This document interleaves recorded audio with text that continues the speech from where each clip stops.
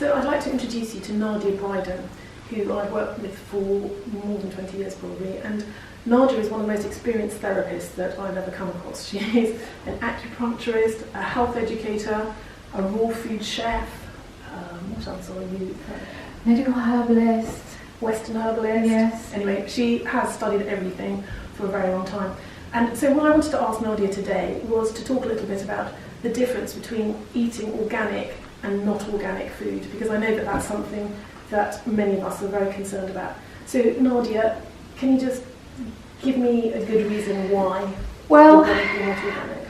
I always say to people that the most important thing about eating vegetables and fruit is the life force, is how fresh something is.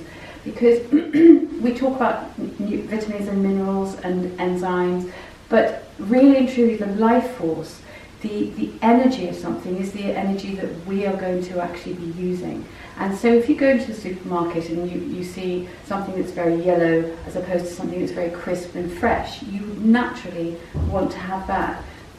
The trouble is, very often when you're looking for organic, it can have been in the shop for some days and it will be kind of wilted. So the question is, do you choose something that's wilted or something that's fresh, that's organic, or something that's fresh and not organic?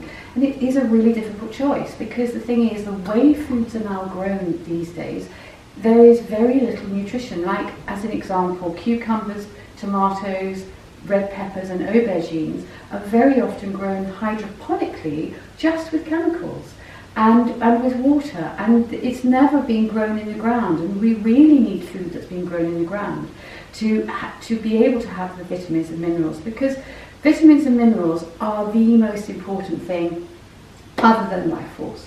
Because when our body is healing or detoxing on a daily basis, it needs to have that fuel. And so the vitamins and minerals are the fuel that we need to help our body to be healthy. But the life force is vital. But so what would you choose? The very fresh and crispy, full of chemicals aubergine, or the organic, slightly faded one, but you're not biting into a whole load of chemicals? Oh, what a question! It's so hard. It really is such a difficult question. And you know, I would obviously gravitate towards the organic, because it would hopefully have more vitamins and minerals than something that's non-organic. But the reason why often it's been sitting in the supermarket for days is because it's more expensive, and people don't want to pay that kind of money. But surely it's better to eat one green organic apple than 6 toxic chemical apples. So it's a question of perhaps cutting down but still sticking to organic. Yes. So Nadia, which of the supermarkets would you recommend people bought their foods from?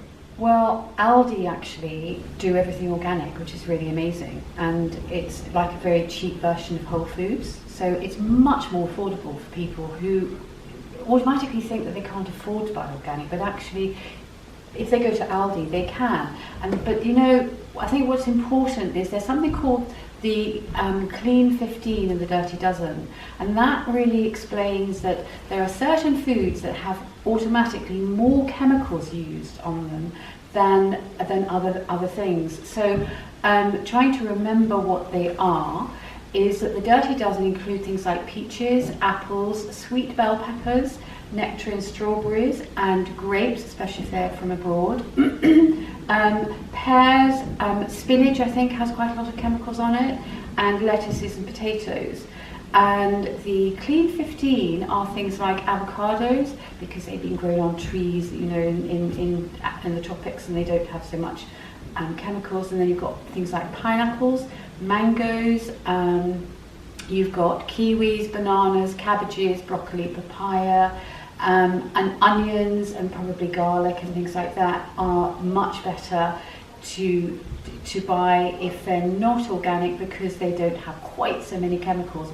But obviously if one can also grow one's own, even if you grow sprouted seeds on your windowsill, for instance, and things like that, that is another way of kind of getting those nutrients in through the vegetables. Like broccoli sprouts, they're very easy to grow. Alfalfa sprouts as well, and fenugreek sprouts. And you can also order in things like, I think it's Able and Cole, you can buy boxes and you can spend, £10 a week buying a box of in-season organic vegetables, which is another really good way of doing it.